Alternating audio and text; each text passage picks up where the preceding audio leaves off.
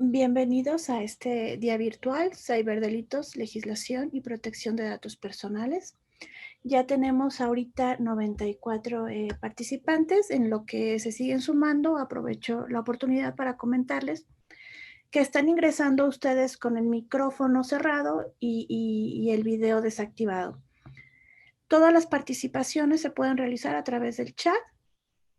Y Fernando Aranda, el moderador de esta actividad, podrá compartir con nuestros panelistas. También pudiéramos tener oportunidad al final de las preguntas, si alguien quisiera participar de manera directa, pudiera levantar la mano y bueno, abrimos su micrófono. Bienvenidos. Fer, por favor. Muchas gracias, Marta.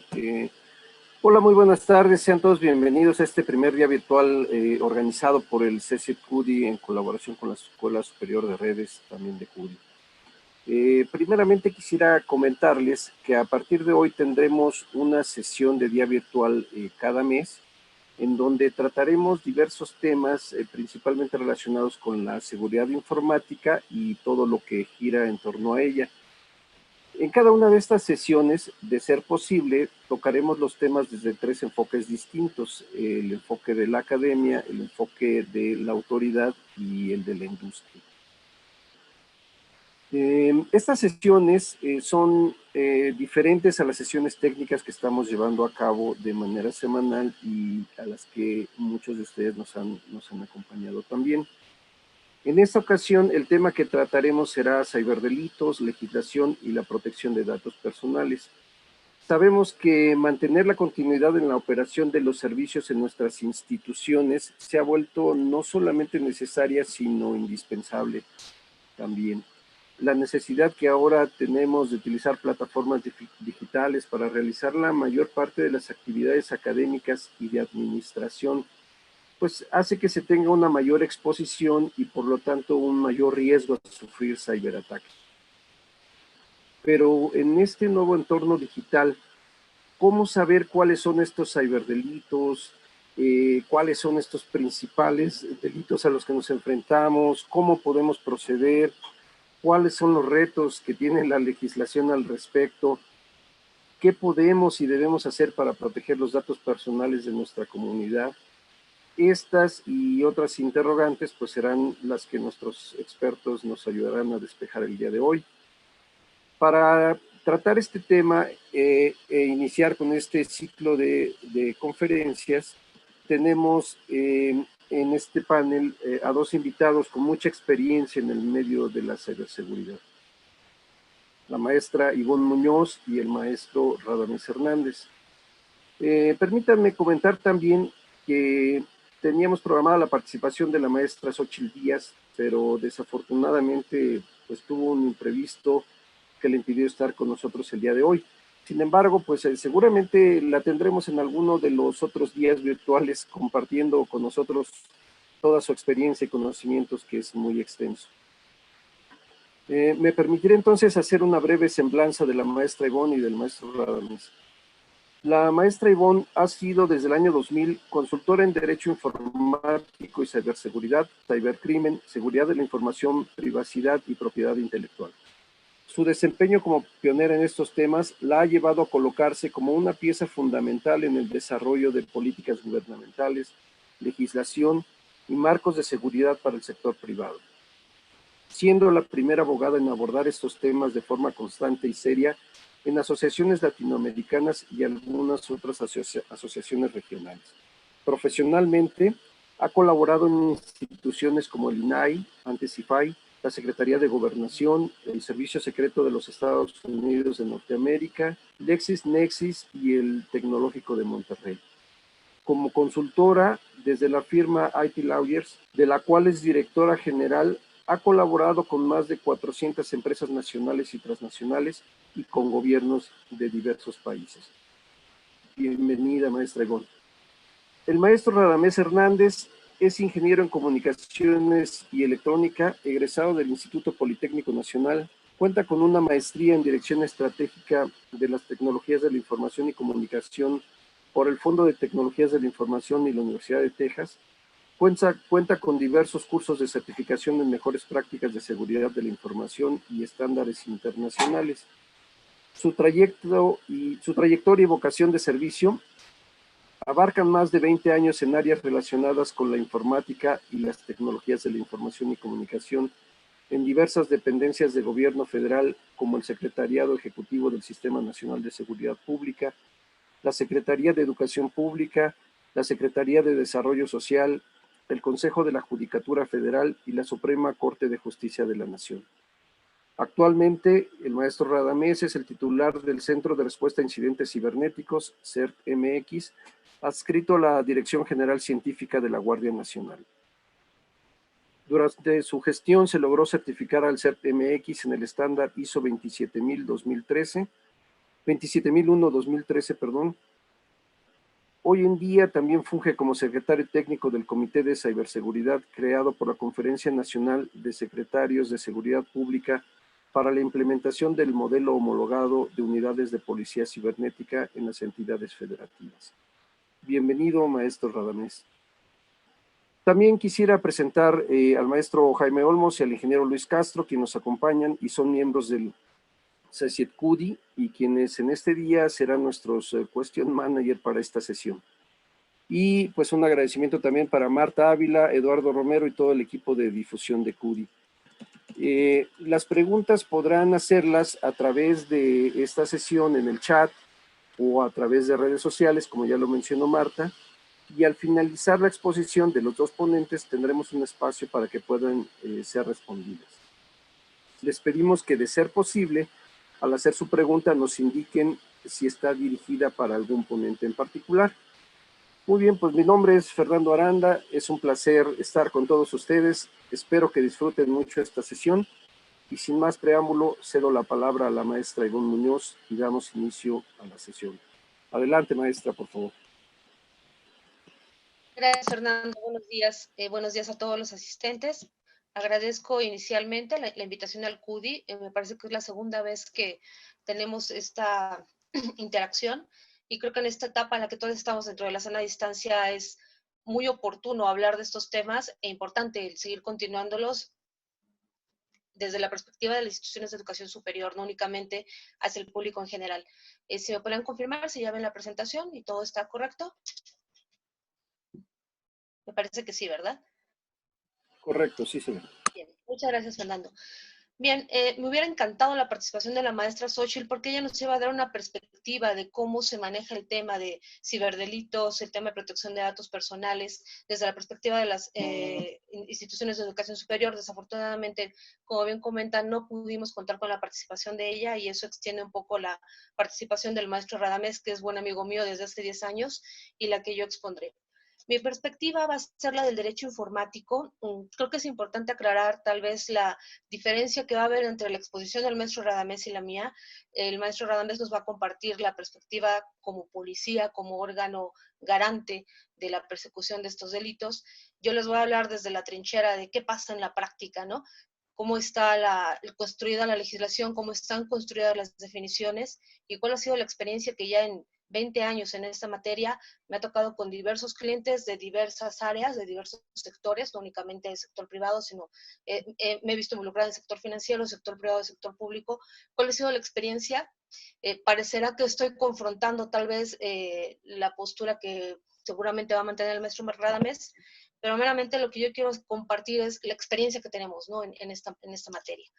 Bien, pues creo que es importante desde la perspectiva pedagógica, partir desde la perspectiva, desde la definición de qué se entiende por ciberdelito. No hay una transformación importante en la definición. Para los que son asistentes abogados, seguramente muchos me dirán, si yo abro el Código Penal de la entidad federativa en la que estoy o el Código Penal federal, no existe una definición de delito informático, salvo que estemos hablando del Código Penal de Sinaloa, que la incorporó en 1999. ¿A qué voy con esto? Que el delito, cuando le denominamos ciberdelito, no tiene ningún cambio versus la definición de delito per se. ¿Cuáles son los ingredientes cuáles son los componentes que debe existir en un delito? Debe de haber un fin, un objetivo, el por qué estoy haciendo esto. debe existir un medio a través del cual yo realizo las cosas, lo que los abogados le decimos nexo causal, y debe existir una persona. ¿Qué sucede cuando hablamos de ciberdelito? Hace 10 años yo escribí un libro que se llamaba Delitos Informáticos, y en el primer capítulo yo hacía la aclaración. En el argot, en el medio, escuchamos hablar de delitos informáticos, delitos tecnológicos, ciberdelitos, delitos telemáticos, y la conclusión de ese primer capítulo era cuál es la definición correcta, y la más correcta, la más adecuada es ciberdelito. ¿Por qué? Porque cuando hablas de cibernética te estás refiriendo a la relación que existe entre la tecnología y un humano. Cuando hablas de un delito informático es muy preciso, es nada más hablar de un delito que va orientado a afectar la información. Pero cuando hablas de ciberdelito, justo es eso, ¿no? Esa interacción que realiza un ser humano utilizando la tecnología para afectar algún bien intangible, principalmente información o algún objetivo que tenga que ver no meramente con un medio electrónico. Esto es, yo puedo secuestrar a una persona y pedir el rescate a través de medios electrónicos. Claro, toda la parte de la extorsión se puede hacer de medios electrónicos, sí, y esa conducta ya está prevista en muchos códigos penales estatales. El sancionar a alguien que me pide el rescate, que realiza toda la extorsión utilizando medios electrónicos. Toda esa categorización de diversas conductas que se realizan a través de un medio electrónico pueden ser consideradas como ciberdelito.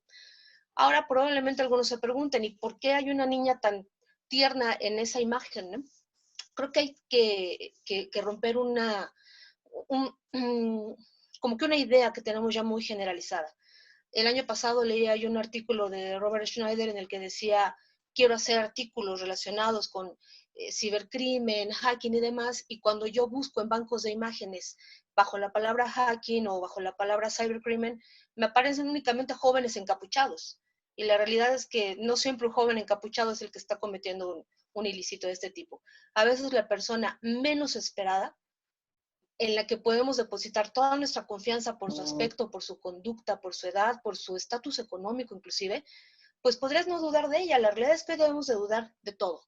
La semana pasada tomaba yo un seminario de fraude y nos compartían estadísticas en las que nos decían que la población de 25 a 35 años es la que más comete crímenes en todo el mundo. De hecho, las personas que tienen mayor poder económico son las que cometen crímenes. Y es por eso que puse esta imagen tan tierna, ¿no? En el que la persona en la que más confianza puedes tener puede ser aquella que esté cometiendo un ciberdelito. La siguiente lámina, ¿a qué se refiere? ¿A cuáles son las conductas? De hecho, son dos láminas relacionadas con esto. ¿Cuáles son las conductas que pueden ser consideradas como ciberdelito? La principal creo que es la que, históricamente hablando, la que ya tiene 21 años en nuestra legislación, es la obtención de información. De hecho, como que es la idea que todos tenemos, ¿no? ¿Por qué cometer un ciberdelito? Pues porque quiero acceder a una empresa, quiero acceder a un banco, quiero acceder al gobierno para obtener información y publicarla, ¿no? O utilizarla para mi conveniencia. El otro sector es accesos no autorizados a sistemas, que igual tiene 21 años de existir en nuestra legislación. ¿Cómo puedo obtener esa información? Por supuesto, tienes que realizar un acceso no autorizado a un sistema. Solo que hay que tener una perspectiva doble en este tema, que es un acceso no autorizado no siempre lo comete un atacante. Un acceso no autorizado lo puede cometer un empleado de la organización que tiene permisos para hacer A, B y C, pero que probablemente no tiene permisos para hacer D, E y F. Les comparto rápido un incidente que hubo en un banco.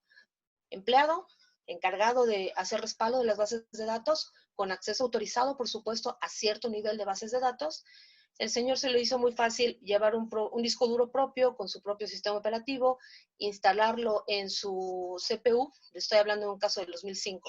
Llevaba un disquete para hacer un reboteo del sistema, arrancar con su disco duro, y lo que empezó a hacer ya desde su disco duro activado fue escalar permisos para obtener acceso a otras bases de datos y realizar el respaldo de esto.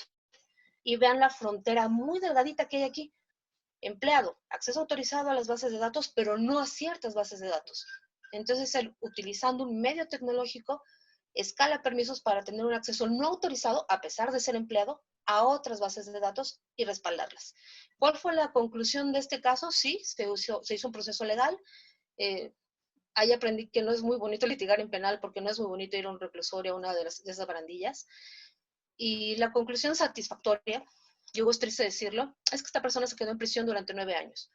justo, a pesar de que, fíjese bien, no se llevó la información, no la vendió, nadie le pagó por la obtención de la información porque se pudo detener el incidente en ese momento, no hubo una extracción afortunadamente, pero las alertas que tenía el banco permitieron identificar las acciones que él llevaba a cabo.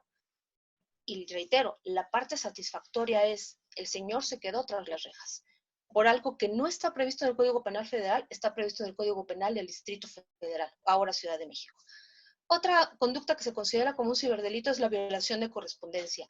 Si bien ustedes revisan todos los códigos penales de todas las entidades federativas, no existe violación de correos electrónicos. Sin embargo, la Suprema Corte en el 2010 ya definió que el realizar un acceso no autorizado a las comunicaciones, inclusive electrónicas, de las personas que están dentro de tu círculo, esto es, ¿yo podría revisar los correos electrónicos de mi esposo? No, a pesar de que hay un vínculo familiar. ¿Puedo revisarlo? Y viene la siguiente pregunta, ¿puedo revisar los correos electrónicos de mis empleados? Sí, y solo sí hay una política en la que yo establezca, y por supuesto ellos conozcan, que yo voy a poder realizar el monitoreo de la información de la empresa, bajo el entendido que es comunicación, son comunicaciones oficiales de la empresa. Si sale de ese marco, se considera como violación de correspondencia.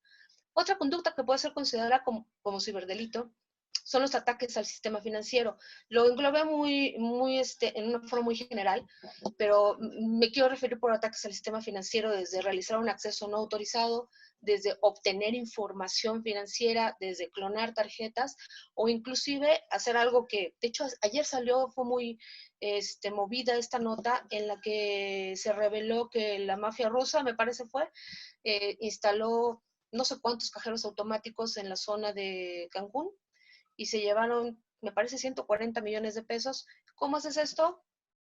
Es explotando las vulnerabilidades de los cajeros automáticos. Tipo penal que está previsto en la Ley de Instituciones de Crédito, ¿va? Otras conductas que también pueden ser consideradas como ciberdelito, porque estas no son las únicas, tenemos el tema de datos personales. Si tú eres el encargado de la seguridad de las bases de datos personales dentro de una empresa, de acuerdo a la Ley Federal de Protección de Datos Personales, fíjense bien, van 4 normas jurídicas distintas que les hablo. Ya les hablé del Código Penal Federal, ya les hablé del Código Penal de Sinaloa, ya les hablé de la Ley de Instituciones de Crédito, ya les hablé del Código Penal de la Ciudad de México y ahorita les estoy hablando de la Ley Federal de Protección de Datos Personales en posesión de los particulares. ¿Ven? ¿Por qué hago esa enumeración de estas 5 normas que ya llevo mencionadas? Porque no todos los ciberdelitos o las conductas consideradas como ciberdelitos están en una sola norma jurídica. Esto nos lleva a tener mucho estudio y estar revisando continuamente cuál es la actualización en diversas normas jurídicas, ¿vale? No es tan fácil, muchas personas me han dicho en dónde compro el código o en qué parte de la página de la Cámara de Diputados bajo el código en el que vengan todos los delitos o todos los ciberdelitos y la respuesta es no, no lo hay. Tienes que hacer la investigación. Bueno, en datos personales, eres el encargado de establecer los mecanismos de seguridad para evitar una vulneración de la base de datos. Teniendo ese privilegio, no lo haces, se considera delito. Voy a dejar casi al último los 2 temas más sensibles. Piratería, y bien entre comillas, porque piratería dentro de la Constitución es otro tema legal, es un delito en alta mar. Pero lo dejo entre comillas porque así es como lo conocemos, ¿no? El realizar copias no autorizadas de obras o comercializar o distribuir o almacenar o vender copias de obras protegidas por la Ley Federal del Derecho de Autor. Con esto me refiero a películas, libros, música, videos. De hecho, es algo que terriblemente está pasando ahorita. Mi suegro es profesor y me estaba contando, ahorita obviamente desde hace 2 meses está dando clases vía Zoom, y les reportaron en su escuela a todos los profesores que hay universidades que están pirateando el contenido de otros profesores por una mala práctica. Lo que hacen en algunas universidades es grabas tu clase, bueno, impartes tu clase, la grabas y la subes a YouTube para que la pueda ver el alumno, pero la dejas abierta. Entonces, otras universidades están en búsqueda de este contenido, lo descargan y lo están utilizando para dar clase en sus propias instituciones. Y estos señores se considera una copia no autorizada de una obra y es una multa de 20,000 días de salario mínimo, ahora UMAS, y también se considera delito. Son, si no mal recuerdo, hasta 6 años de prisión. Vamos con los delitos más sensibles. El primero es el de pornografía de menores e incapaces. que es un delito muy complicado. Seguramente el maestro Radamés nos va a compartir mucha experiencia en este tema, que es uno de los puntos en los que más se concentra la policía cibernética. Al día de hoy es terrible descubrir que hay abogados que no saben que existe en la regulación jurídica de nuestro país esta conducta ya regulada, que de hecho estaba desde el 2001 y ha ido mejorando la definición. Antes era solo pornografía infantil, a partir del 2007, si mi memoria no me engaña, también incluye a incapaces. Esto es, una persona que tenga síndrome de Down, pero que sea mayor de edad, quedaba fuera de la protección. Afortunadamente ahora con esta reforma queda dentro de la protección. O imaginen un varón o una mujer en estado de coma y que le toman fotografías sexuales no autorizadas, también ya entran dentro de esta protección. Y vayamos al último, violencia digital, mejor conocido como Ley Olimpia. La violencia digital yo creo que es la existencia de la regulación en temas de violencia digital, que si no me recuerdo el día de hoy ya está en 17 códigos penales estatales, es un logro no del legislativo, no de la autoridad, sino de una chica que fue víctima de violencia digital.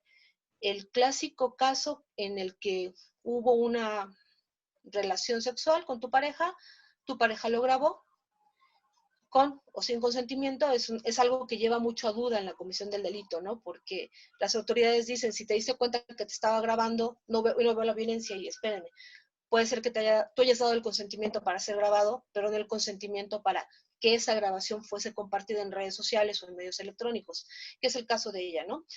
Hay una grabación, el chico se le hace muy fácil, y tiene que ver con el tema de valores, ¿no? Se le hace muy fácil compartir el video a través de su WhatsApp, se viraliza, empieza a estar en YouTube, empieza a estar en Facebook, ella empieza a ser muy atacada, esto sucedió en Puebla, empieza a ser muy atacada por la comunidad cercana a ella, y acude a las autoridades y se da cuenta que pues no hay un apoyo por parte de las autoridades, y decide iniciar una lucha personal, después ya acompañada de diversos colectivos, para proponer una reforma a la legislación penal y que fuese incluida esta conducta y por supuesto que fuera sancionada. Hay que reconocer el trabajo de Olimpia, definitivamente es un logro que beneficia, fíjense bien, no solamente a las mujeres, beneficia a cualquier ser vivo, ser humano, mejor dicho, que sea víctima de esta conducta. Desafortunadamente creo que por temas de moda y por temas de fama o temas de obtener aceptación dentro de tu círculo social, hay mucha tendencia, ¿no? De grabar a alguien de forma autorizada o no autorizada y luego compartir ese contenido sin consentimiento, afectando demasiado, ¿no? La reputación, la situación moral, la situación psicológica, inclusive de alguien más.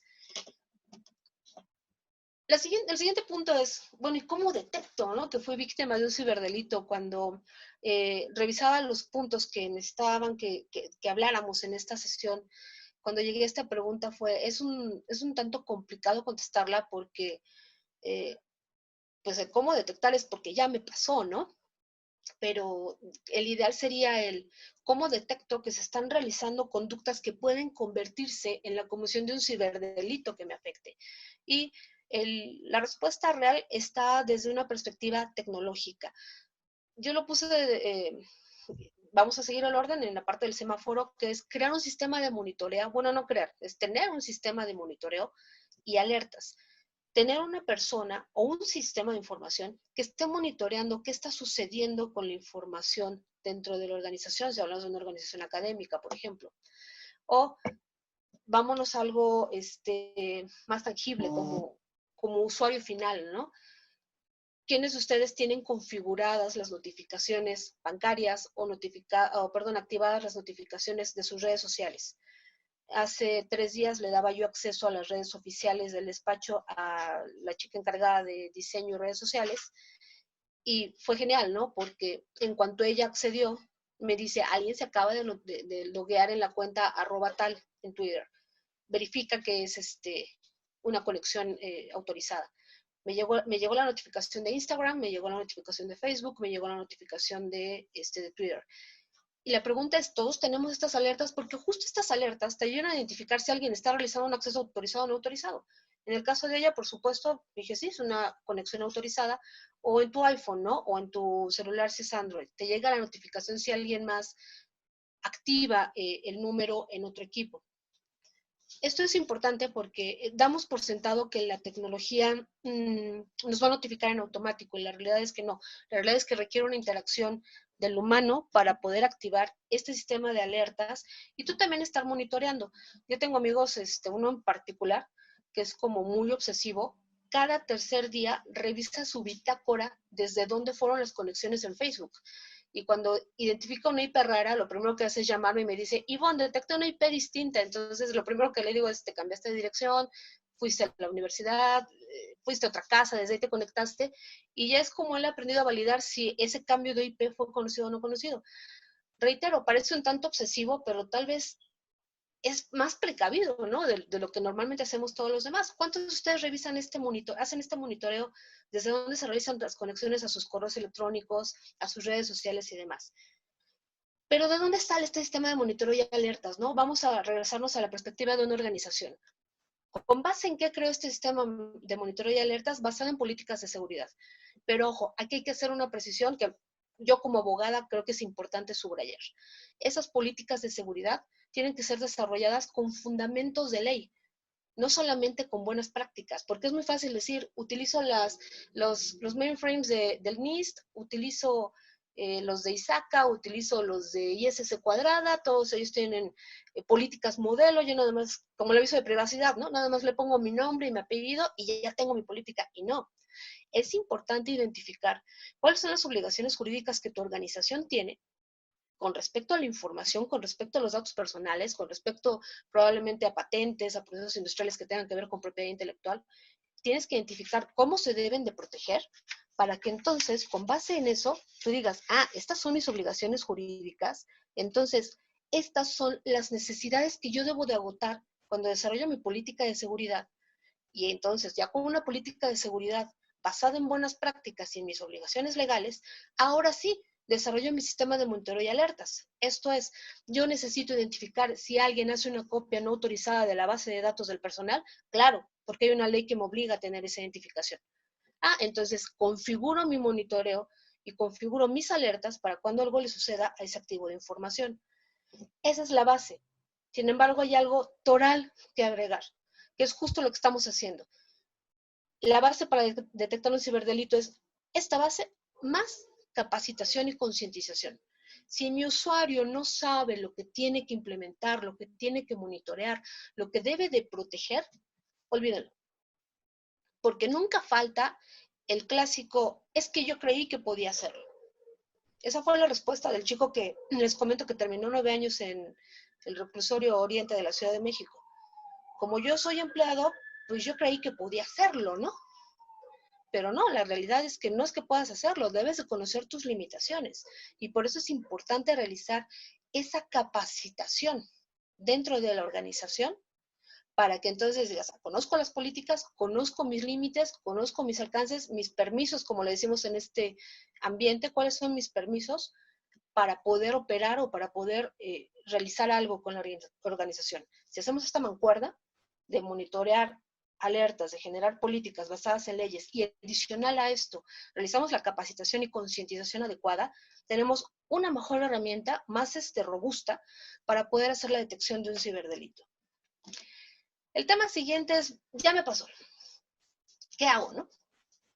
El clásico, creo que la tendencia, y desafortunadamente no ha bajado esa tendencia, es que cuando un cliente, en nuestro caso, nos llama para decir, acabamos de identificar que se llevaron tanto dinero del banco en tantas transacciones, o la información que teníamos aquí ya no está, definitivamente ya no está, es decir, fue eliminada, no robada, fue eliminada, o detectamos que Juan, que renunció hace 2 meses, ahora trabaja en la empresa de la competencia y tiene las mismas fórmulas para producir lo que yo vendo.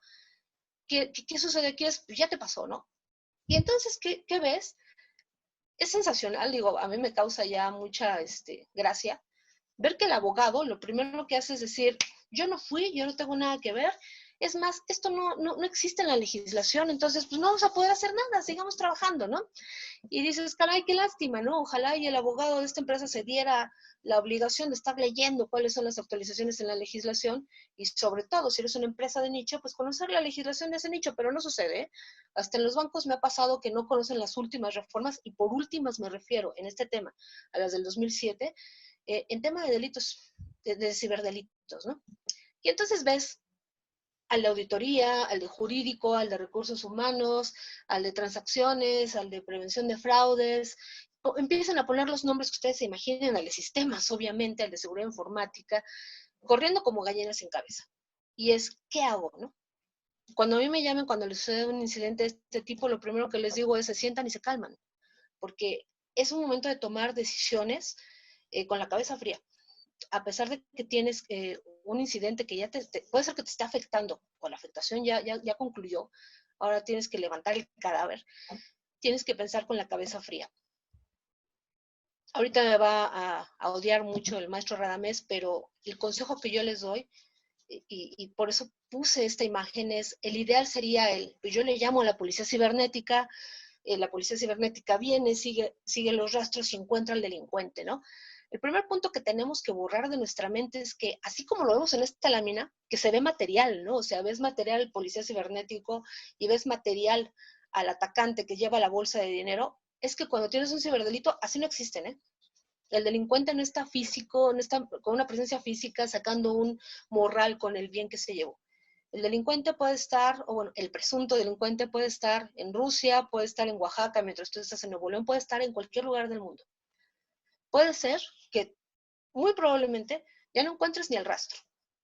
Dependiendo en qué, dependiendo en las pistas de auditoría que la organización te permita dejar. Me sucedió con una empresa en la que sí tenía una herramienta que monitoreaba todo lo que sucedía en sus bases de datos, y dices, perfecto, monitorea, avisa, pero yo necesito generar indicios, bitácoras, y la respuesta del encargado de sistemas fue, es que no genera bitácoras porque como ocupaban mucho espacio en el servidor, pues le quitamos la función. Y entonces yo agarré, cerré mi laptop, cerré mi cuaderno y les dije, jóvenes, pues no hay cadáver que levantar, porque yo tengo que levantar indicios, yo tengo que generar indicios con base en las bitácoras, porque es la historia de lo sucedido. Entonces, aquí un punto importante a tomar, a anotar, llevarlo como ya anotado es, debo de generar bitácoras, porque las bitácoras son la base a través de la cual se generan indicios. Ahora, regresemos a la imagen. A mí me encantaría levantar el teléfono, marcar a la policía cibernética y decirle, ven, me acaba de suceder esto. La realidad es que no sucede así. En la mayoría de los casos nos ha sucedido que hay unos que nos dicen, no tengo competencia, no tengo el personal suficiente, solo somos 3. No podemos ir porque ahorita estamos haciendo un caso relacionado con pornografía infantil, estamos todos ocupados, o no tengo las herramientas, o cuando usted ya tenga todo investigado, venga y presente. Y en algunas ocasiones es, ¿y si se dañó a alguien? Porque si no se dañó a alguien, ¿para qué vamos, no? Creo que es muy bonito hablar de que vivimos en una federación donde todos somos estados independientes, pero a veces esa independencia nos lleva a un desbalance en qué puede ofrecerme la policía cibernética de una entidad federativa y qué puede ofrecerme la policía cibernética de otro, ¿no? Sí hay casos de éxito en algunas entidades federativas en las que dices, wow, la policía cibernética de esta entidad funcionó genial, pero hay otras policías cibernéticas en las que te dicen, no tengo herramientas, ¿no? En un estado de una entidad federativa del sureste del país y levantaron un incidente informático relacionado con un celular, traen el celular en una bolsa de sabritas, en lugar de tener unas bolsas de Faraday decentes. ¿Y cuál fue la respuesta? Cuando yo les cuestioné el por qué lo traen, digo, es válido traer una bolsa de sabritas, funciona. Pero pues yo tenía el morbo y me dicen, pues ¿por qué no nos dan bolsas de Faraday? Entonces lo que hacemos es, cuando sucede algo así rápido, vamos al Oxxo, compramos unas papitas y lo usamos de bolsa de Faraday. Y dices, qué vergüenza, ¿no? O sea, qué vergonzoso que el órgano que va a hacer la persecución e investigación del delito traiga una bolsa de sabritas para preservar la evidencia, ¿no? Entonces, la parte de arriba, la lámina que ven de fondo, no sucede en el mayor de los casos en nuestra experiencia. Por lo tanto, ¿cuáles son los consejos que yo les puedo compartir desde la parte de cómo proceder ante un eventual ciberdelito? Es manejarlo de forma interna. hacer una adquisición, manejarlo de forma interna con la cabeza fría, programada, principalmente el pensar a qué quiero llegar. En muchos casos, cuando suceden estos incidentes, y les reitero, todos están brincando como gallinas sin cabeza, les pongo un alto y les digo, a ver, ¿qué quieres, no? ¿Quieres recuperar lo perdido? ¿Quieres que vaya alguien a prisión o que tenga acciones laborales probablemente? ¿Quieres resolverlo? ¿Quieres tener nuevamente la continuidad de tu operación? ¿Qué quieres, no? Porque a veces el objetivo no está claro. Entonces, una vez planteado el objetivo, si la respuesta es quiero que levantes todo el incidente porque, uno, necesito que la aseguradora me recupere el daño y dos, necesito presentar esto ante las autoridades porque sí, si tú detectas que fue Pedro el que realizó esto, quiero que Pedro sea procesado. ¿Está? Ok, es una línea distinta de investigación. Ojo, la respuesta al qué quieres te da una línea de investigación bien distinta, que tiene que ver con preservación de evidencia o poder trabajar a veces sin necesidad de preservar la evidencia. Siguiente, hay que hacer adquisición y levantamiento de hallazgos, que reitero, si hay de dónde, es el caso ideal. Pero si no hay de dónde obtener información, pues tendrás que levantar información documental, realizar entrevistas, hacer esto lo aprendí con el servicio secreto, hacer una revisión retroactiva, ¿no? En el qué sucedió hace un mes, qué cambios extraños han sucedido en la organización, para entonces empezar a cerrar tu investigación e identificar quién pudo haber cometido esa acción. Y después elaborar un dictamen técnico, que reitero, su redacción, el contenido, sus anexos, van a ser distintos con base en el qué quieres obtener. Tengo que dar una notificación a autoridad. Ok, el dictamen técnico tiene que ir orientado en cumplimiento a tal ley. Tengo que dar un aviso a la alta dirección, tengo que dar un aviso al comité, a los accionistas, tengo que recuperar el pago de un seguro o tengo que iniciar acciones legales. Con base en eso, harás tu dictamen técnico. Y ahora sí, puedes ir a la tienda de la esquina, comprar unas veladoras, prenderlas y decir, vamos a la policía cibernética y esperemos que ahora que ya le traigo toda mi investigación, pueda ayudarme a continuar con este caso. En nuestra experiencia, así es. Siguiente, en el entorno de las instituciones de educación superior, que era algo que nos solicitaba el CUDI que agotemos. ¿Cuáles son los incidentes informáticos más comunes dentro de una institución de educación superior? El primero, obviamente, está dentro de esta época de pandemia, que es el robo de sesiones. Hice yo un escauteo entre varios conocidos que tengo ahorita que están dando clases y la tendencia fue el robo de sesiones, con base en una mala práctica. Si nos regresamos al no tengo una política, no tengo una buena práctica, entonces la consecuencia es un mal uso del recurso, que es lo que está sucediendo, ¿no? N cantidad de instituciones académicas en las que inclusive en Facebook te dicen matemáticas 1, el link es tal, y lo ponen a veces en contraseña. Entonces, a veces le pasó a una universidad pública, se dieron cuenta los alumnos que el usuario tiene la misma composición, la misma estructura. Esto es, si yo fuera profesora de ahí, mi usuario es I, mi primer letra, y mi apellido, I Munoz. Y mi contraseña es, voy a usar el CUDI de ejemplo, ¿no? O la UNAM. Mi contraseña es UNAM COVID 2020. Entonces los alumnos empezaron a jugar con el nombre de los profesores y se dieron cuenta que todos los usuarios siguen esa tendencia, primer letra del nombre y apellido completo, y que la contraseña era exactamente la misma. Los alumnos empezaron a hacer robo de sesiones, a cerrar clases y a hacer como lo que conocemos como Zoom bombing y demás. ¿Qué otro incidente informático tenemos? El acceso no autorizado a sistemas. ¿Con qué finalidad? Creo que es súper conocida, ¿no? Hace 16 años, 17 años que estaba yo en el TEC, me acuerdo que llegó el chico de laboratorio de cómputo, estaba llevando clase de legislación informática y esa vez no recuerdo por qué usamos el laboratorio de cómputo, pero él se quedó ahí durante mi clase. Al terminar la clase se acerca y me dice, oiga maestra, escuché que usted habló de este tema y tengo que confesarme. Yo accedí al sistema de información del TEC y modifiqué mis calificaciones hace 2 semestres. Estoy en problemas. Dije, pero por supuesto, ¿no? Uno, porque se lo contaste a la persona menos indicada, porque pues por tema de reglamento yo tenía que informar lo que acababa de enterarme. Y dos, porque no puedes hacerlo, ¿no? Y era bien tierno su argumento porque me decía, pues es que yo soy el que maneja los laboratorios, ¿no? Podría haberlo hecho. Y pues la respuesta 17 años después es no puedes haberlo hecho, ¿no? Eso está previsto como delito desde mayo del 99, o sea, ojo, les voy a empezar a hablar de años para que vean lo vieja que ya es la legislación inclusive, ¿no?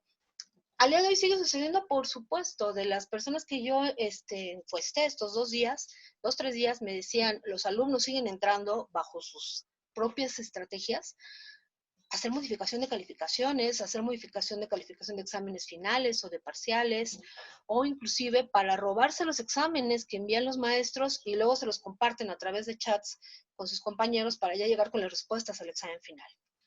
Otros incidentes informáticos, pues es la denegación de servicio, ¿no? Es muy común. Me contaban de un caso, igual en una universidad pública, que el día de inscripciones los chicos se ponían de acuerdo para hacer su granja de ataque, por llamarle así, empezar a hacer peticiones y tirar el sistema y que no estuviese disponible el mecanismo de inscripciones. De esa forma ellos ganaban más tiempo para esperar calificaciones de exámenes a título de suficiencia o exámenes extraordinarios y poder prolongar esa fecha de inscripción.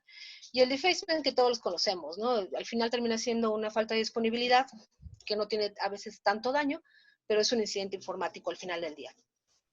Y ahora viene lo bueno, ok, ese es mi nivel de exposición, no solo, piensen bien, los ejemplos que yo les acabo de dar, puede ser que no le apliquen solo en instituciones de educación superior, le pueden aplicar a cualquier empresa de cualquier sector. ¿Cómo me protejo, no? O sea, ya me sucedió, ¿cómo me protejo? Primero, pues hay que hacer una planeación de recursos, ¿no? ¿Qué recursos tengo dentro de la organización y principalmente financieros? Porque el hablar de ciberseguridad no es pon un antivirus, no es pon un firewall, no es usemos todos una VPN.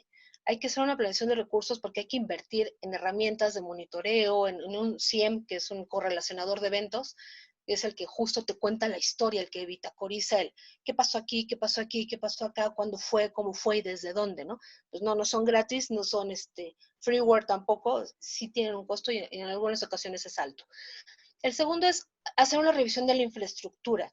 Hay muchas instituciones que, por ejemplo, para utilizar sus recursos tecnológicos, te permiten loguearte, ¿no? Tenemos uno de nuestros clientes que es institución académica en el que nos decía, de hecho a mí me pasaba cuando yo estaba en el TEC, cuando estabas de vacaciones en verano, era sensacional trabajar porque la red era rapidísima. Sin embargo, empezaban las clases de verano o empezaba el semestre y ¡fum!, bajaban los recursos. ¿Por qué? Porque los niños empezaban a jugar en línea, o sea, tú entrabas a la cafetería y había una mesa de 10 niños jugando en línea y demás. Que eso no está mal, es que padres se están entreteniendo, pero cuando identificas que los 10 niños no están jugando en línea, sino que están descargando series, hacen su LAN party, ¿no? Dentro de la universidad, es cuando tienes que identificar qué está pasando con la infraestructura. Pero ojo, fíjense bien, están bajando series o están bajando películas o están bajando videojuegos, vamos a hablar legalmente. El bajarte una serie, el bajarte una película, el bajarte un videojuego es realizar una copia, que de acuerdo a los tratados de la OMPI aplicables en México, se considera como una reproducción de una obra en forma no autorizada. Por reproducción hablo de copiar.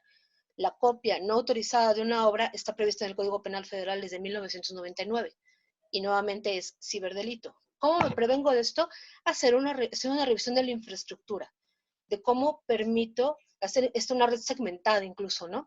¿Cómo permito, o qué le permito, perdón, que haga mi alumno, que haga mi profesor, que hagan mis usuarios? ¿Qué pasa en una organización? Pensamos que no estamos en pandemia, que todos estamos en nuestra oficina.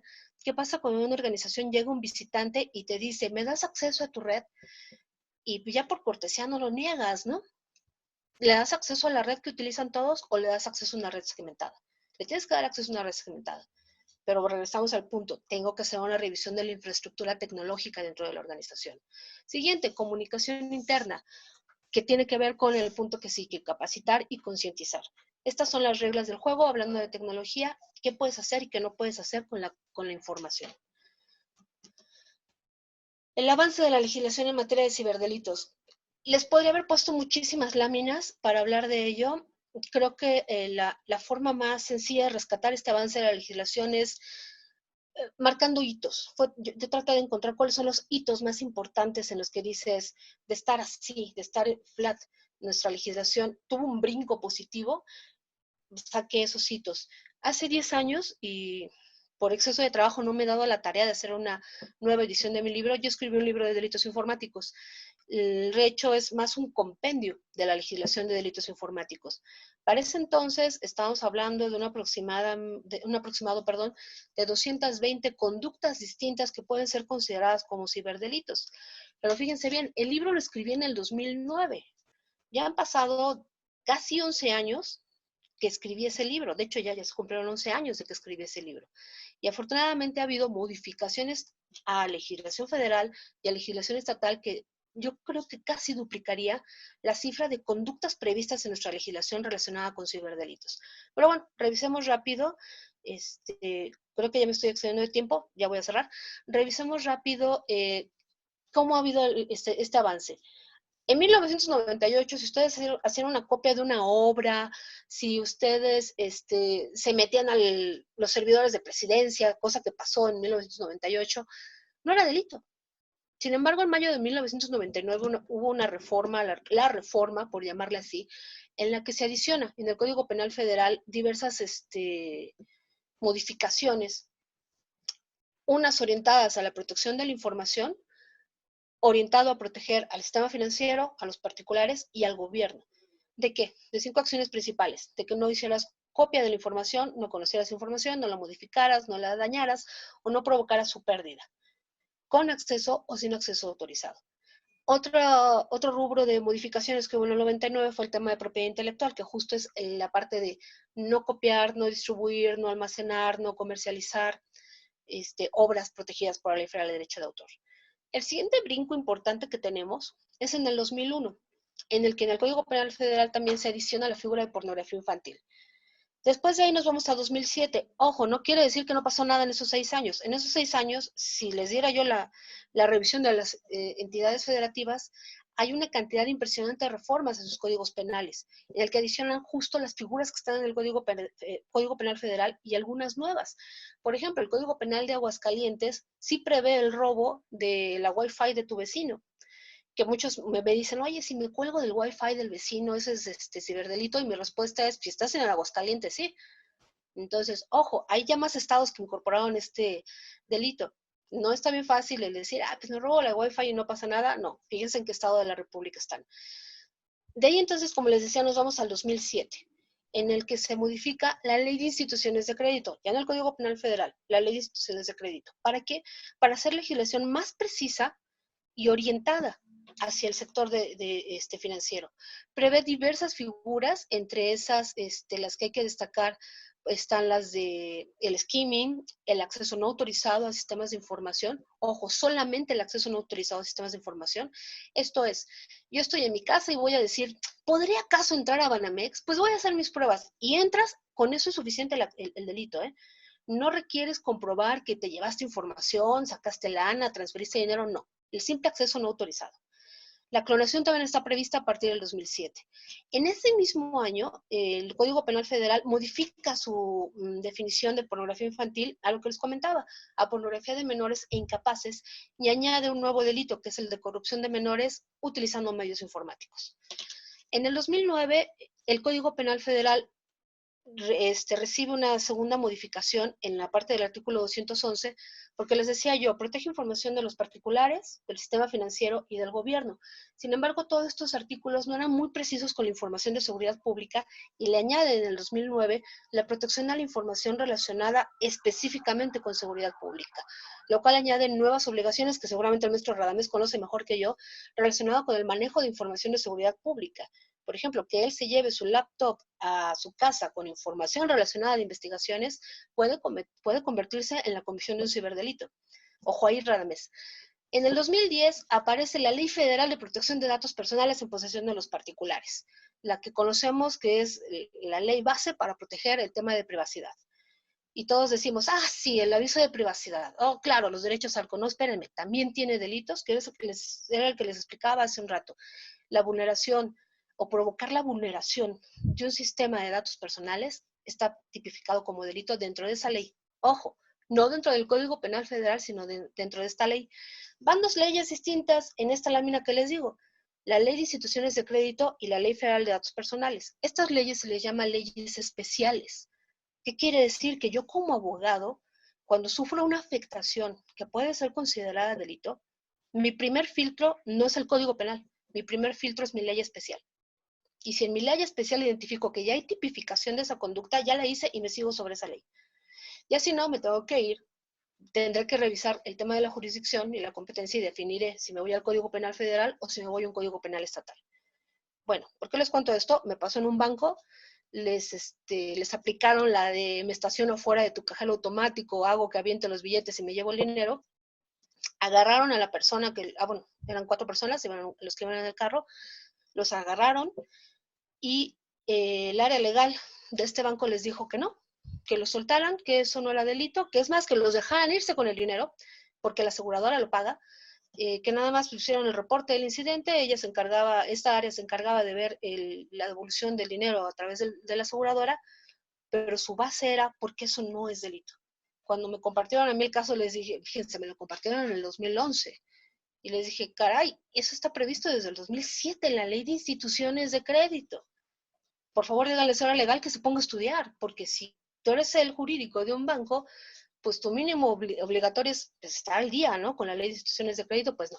Entonces, otra segunda anotación importante es pongan a sus abogados a estudiar, porque todos usamos ya tecnología. No se trata de decir, soy el abogado disruptivo porque uso tecnología y tengo un robot en mi sitio web. No, esas son vaciladas. ¿Todos usamos tecnología? Sí. Entonces, todos tenemos un abogado. Creo que sí. Esperaría que sí, ¿no? Pues pon a tu abogado a estudiar cuáles son las innovaciones legales en temas tecnológicos.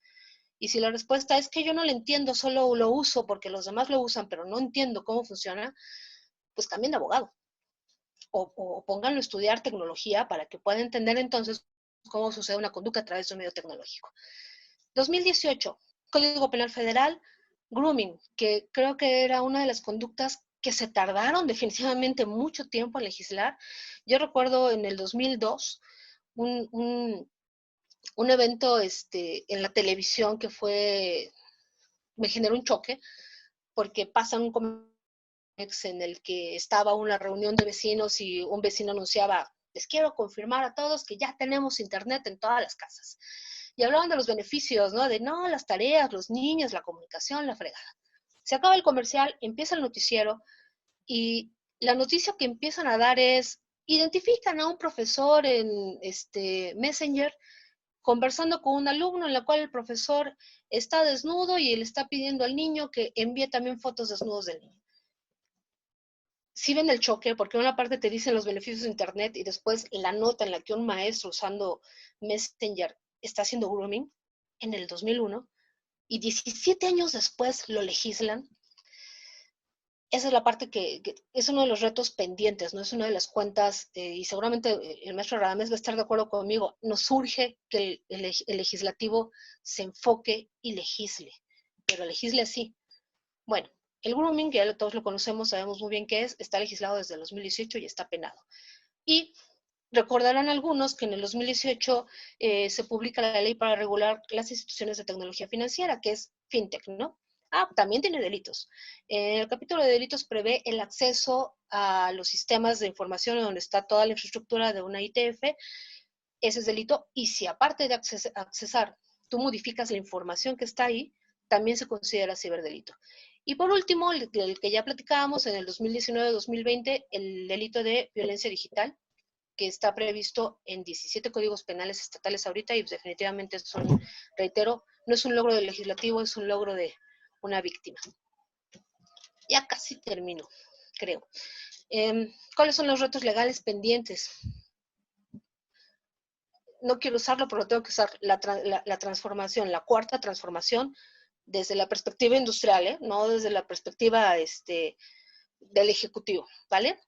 El concepto de cuarta transformación industrial es un concepto internacional, no es un concepto político de un partido, ni solamente sucede en México, sucede en todo el mundo, que se compone de estos 6 elementos principalmente, de los procesos de automatización, los procesos de Big Data, el cloud computing, los sistemas autónomos, Internet de las cosas y el manejo de información.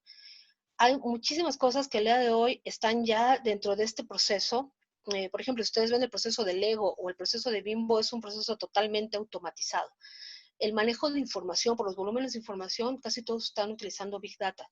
Sin embargo, no se están deteniendo a decir, ¿hay algo legal al respecto? la verdad es que no lo hay, sin embargo lo estamos haciendo, y ojo, entonces, al no haber algo legal al respecto, me lleva a que no hay unas políticas ni controles, y entonces me lleva a que haya la exposición de ser atacado por alguien sin base legal para protegerte. Cloud computing, tenemos muchísimos casos para hablar de esto. Tal vez el que todos tengamos más fresco es la base de datos de todo el padrón electoral que expuso un partido político en Amazon Web Services, ¿no? O bueno, el partido político dice que no fue, el que fue el proveedor, es lo mismo, ¿no? Sin embargo, ahí se había regulación, está prevista en la Ley de Procedimientos Electorales, sin embargo, no hubo sanción. Los sistemas autónomos, ¿cuáles son las reglas, no? ¿A quién sanciono si sucede algo mal, no? ¿A quién sanciono si se afecta alguna parte del proceso? Internet de las cosas. Todos traemos un dispositivo, o ya casi todos traemos un dispositivo que está rastreando todo lo que haces, en dónde estás, tus signos vitales y demás. Y la pregunta es, ¿y cómo está regulado esto, no? ¿Cómo me protejo de esto? ¿Podemos ver la perspectiva de datos personales? Sí, sin embargo, no me da la protección completa. Y el manejo de datos. A pesar de que tenemos legislación en la materia, tanto para el sector público como para el sector privado, aún así nos falta mucho evolucionar en la parte de este tema del cómo realizo adecuadamente, en cumplimiento no solo estándares, sino a la ley, una trazabilidad adecuada de los datos personales, de la información, para decir los protejo desde que lo recabo hasta que lo destruyo. Esos son nuestros retos legales pendientes. Y los siguientes es, reitero, Radames, perdón, pero sí, necesitamos una formación policial especializada. Como se los comentaba el maestro Radames, existe un sistema de homologación de las policías cibernéticas en todo el país. Está determinado por 4 niveles y cada policía tiene que buscar quién va a ser el que le instruya en estos niveles. En nuestro caso, como despacho, nos ha tocado dar capacitación a diversas policías estatales y es muy triste. Es muy triste porque no hay una formación policial especializada y no hay un plan de carrera. Cuando los hemos entrevistado, porque necesitamos conocer el entorno, el alcance de conocimiento de quien vas a capacitar, cosa que yo hago en cualquier curso, no solamente con los policías, es un tanto triste cuando uno te dice, yo era policía de tránsito y como soy muy bueno en el celular, me dijeron que ahora tengo que estar en la policía cibernética. Nos tocó una entidad en la que 2 de los integrantes eran policías a caballo, eran policía montada. Y nuevamente, como le movían muy bien a la computadora, cuando llegaban a hacer su informe, pues le dijeron, oye, se ve que le sabes, entonces vas a la policía cibernética, ¿no? Algunos que te dicen es que necesito hacer un análisis forense de un celular y pues no tengo con qué, ¿no? No tengo ninguna herramienta. Tú podrás hablar con los proveedores para que nos den una licencia gratis y no me veo con ninguno de los proveedores. No voy a decir marcas, pero no me veo con ninguno diciéndoles, pues dale una licencia gratis a la policía, ¿no? Entonces, creo que debemos regresar a una generación de un plan de carrera en el que no sea solamente porque ves que es muy bueno con el celular, sino porque tiene la vocación y el interés de formarse en estos temas y hacer una formación policial seria. En una de las capacitaciones con otra policía de otro estado, ahí yo no asistí, asistió uno de mis compañeros a darles toda la parte de Internet de las cosas, pero antes de esa clase, la clase que les estaban impartiendo era la legal. Es bien triste porque él me cuenta, llego al salón, no hay nadie en el salón, todavía faltaba como una hora para que él iniciara su clase, y ve a una persona parada fuera del salón y le pregunta, oye, ¿dónde están todos los alumnos?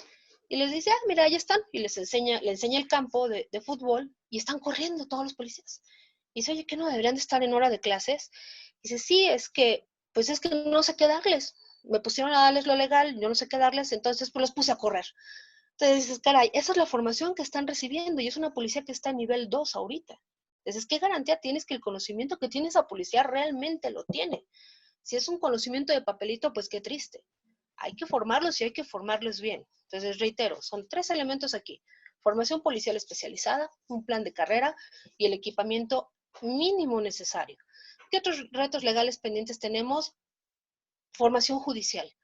A pesar de que ya tenemos 20 años con aceptación de medios electrónicos, ciberdelitos, reformas en N cantidad de normas jurídicas, nos sigue faltando que muchos de los jueces entiendan cómo funcionan los medios electrónicos, cómo sí, a pesar de ser un intangible, sí suceden los daños, sí suceden las afectaciones. Hace 10 años yo ponía en las conclusiones de mi libro, ¿qué nos falta? Y proponía yo una fiscalía especializada. han pasado 10 años y esa fiscalía especializada no existe, ¿no? ¿Existen órganos especializados en investigar? Sí, genial, pero necesita una fiscalía especializada, así como hay para otro tipo de delitos electorales, contra la mujer, etc. Necesitamos una fiscalía especializada en tema de ciberdelitos. Necesitamos urgentemente adaptar los programas de estudios. ¿Por qué? Les voy a contar rápido esta cápsula. Estaba yo en una escuela privada, en un estado de la República, dando clase de delitos informáticos en un tópico.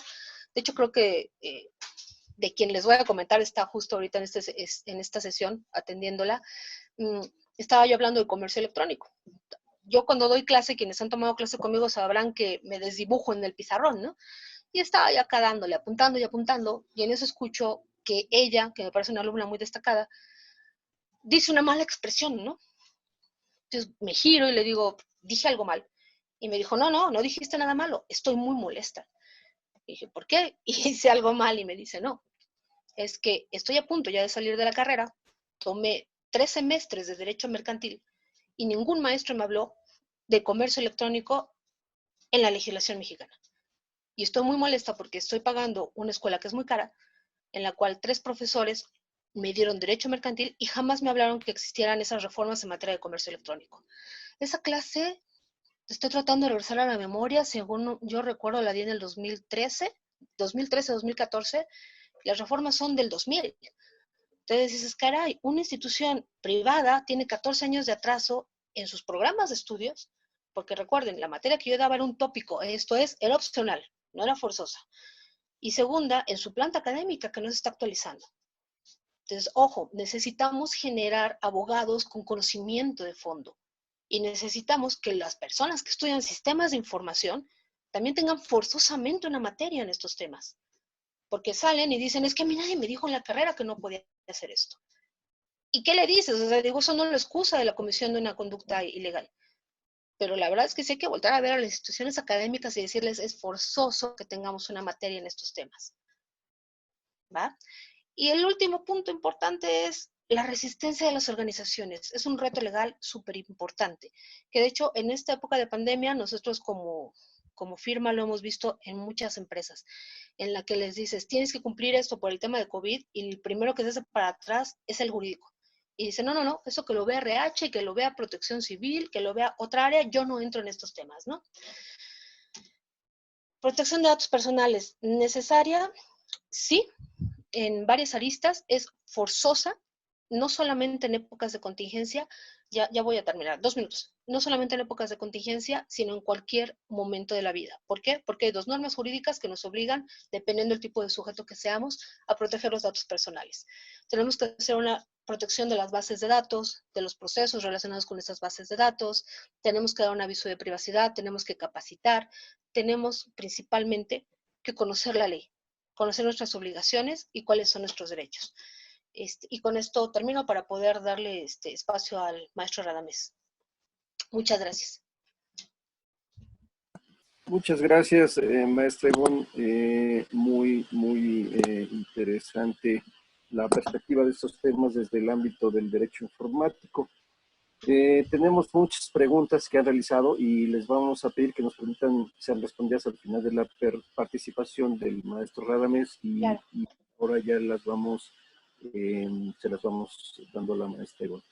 Ahora le cedemos la palabra al maestro Radamés para que nos platique también sobre estos temas, pero desde la perspectiva de la autoridad. Adelante, maestro. Muchas gracias. Muy buenas tardes a todos.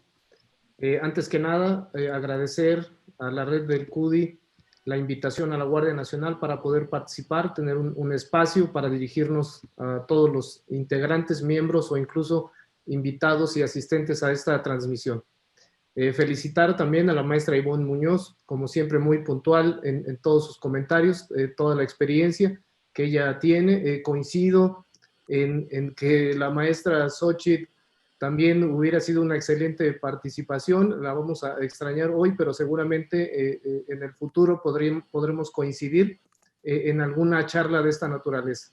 Preparé una presentación, básicamente hay contextos donde somos muy coincidentes. Entiendo que porque lo hemos vivido a pie de calle, como dicen regularmente, Básicamente nosotros en la Guardia Nacional pues tenemos básicamente identificadas cuáles son estas amenazas que pues están vinculadas a muchos de estos delitos que ya mencionó la maestra Ivonne Muñoz, y que tienen que ver con la seguridad de la información, el robo de información. Aquí hablamos obviamente de datos personales o de datos que están asociados a nuestra persona, fraudes cibernéticos, lo que es la suplantación de identidad, el acceso lógico no autorizado y la infección por código malicioso. Muchas de estas conductas yo creo que sí es muy, muy importante entender que lo que está legislado y lo que en realidad llega a operarse, existe mucha dependencia. Uno de estos principios es que la gente esté realmente animada y motivada a presentar una denuncia para que tenga un curso de tipo penal. Hay muchos casos donde muchas víctimas no están decididas a hacerlo, en principio porque consideran que es un problema técnico, dos, por lo que implicaría tomar el tiempo de ir a presentar una denuncia, en fin, y luego hay otras, pues otros retos, como que el Ministerio Público pues no tiene bien preciso exactamente lo que le está reportando la víctima, en fin. Y algo que ya nos mostró la maestra Ivonne Muñoz es lo complejo que implica, pues ya no digo ser policía, sino también ser policía cibernético. Imagínense la cantidad de leyes que tiene que conocer, la cantidad de cuestiones técnicas que debe de manejar, la cantidad de procedimientos que debe realizar. En fin, es un tema complejo en sí, que es muy propio de nuestra época. Obviamente la formación, como ya lo mencionaba, es clave para que el policía pues tenga una actuación directa y eficiente ante la víctima. Sí podemos actuar en muchos casos de ellos, pero lo primero, y es un dato muy relevante, en un estudio que realizó la Organización de Naciones Unidas, aproximadamente el 1% de estos delitos llegan a la policía. Es decir, hay un 99% que ni siquiera reporta la ciudadanía, ¿no? Que es un tema que también necesitamos incentivar la denuncia en todo el país. Obviamente no solo porque existen los delitos en su mayoría, sino porque además deben existir la información relacionada a poder proceder a su investigación y posteriormente a su sanción.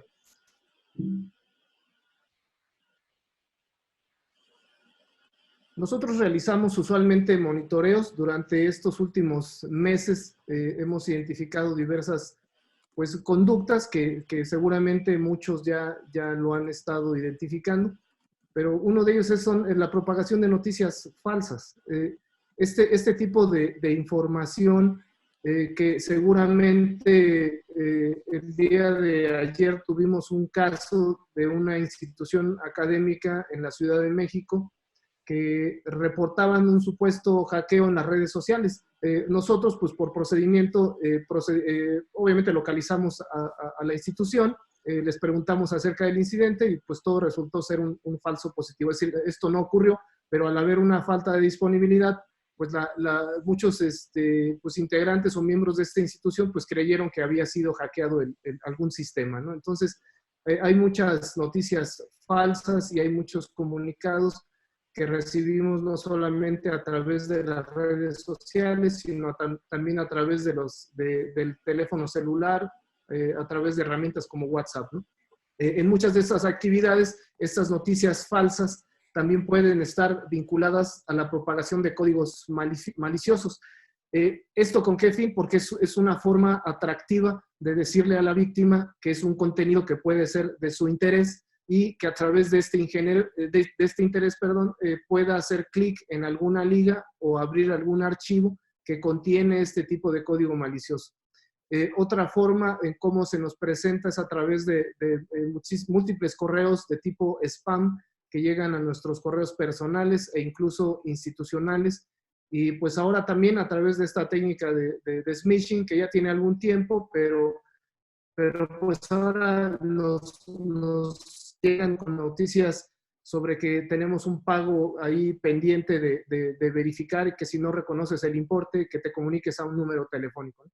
Son cuestiones que nos invitan, por ejemplo, a suscribirnos de manera gratuita a diferentes servicios, y al final de cuentas todo es para poder cometer algún tipo de fraude, observar algún tipo de monitoreo en el dispositivo, e incluso pues llegar a nuestros datos personales e incluso de la propia banca en línea, ¿no? Una de las actividades que hemos estado también identificando es el uso de páginas y correos relacionados con phishing, que están supuestamente generando difusión para otorgamiento de beneficios o donativos para instituciones en este contexto actual de la pandemia. Lo cierto es que este tipo de información en muchos de estos casos no es cierta. Usualmente se usa con fines maliciosos para obtener información como teléfono, correo, nombres, en fin, y algunos de estos pues todavía incluso solicitan apoyos y depósitos hacia cuentas que usualmente tienen que ver con cuentas de tiendas de conveniencia, y pues evidentemente hay pues una pérdida ya económica.